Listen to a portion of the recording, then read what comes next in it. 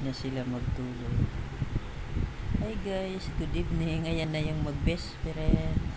Tabi sila sa tulugan. Pagtulugan, magkatabi sila. Pero may time, nakaaway din sila.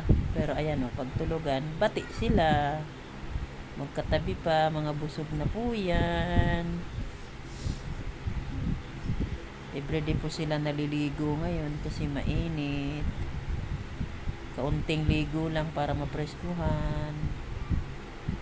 Tapos pag naiinitan po sila, hinihingal sila parehas. Pinupunasan ko ng pistawel na basa. Ayan o, sarap tulog ng dalawa.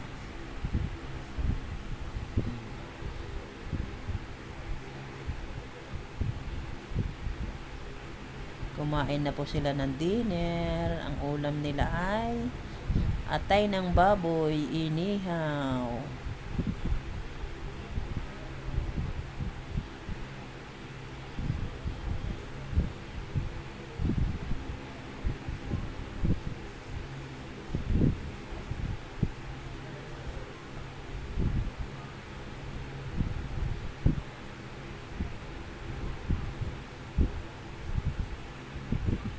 Bye guys, palike, pa-share, subscribe ng channel namin. Thank you po.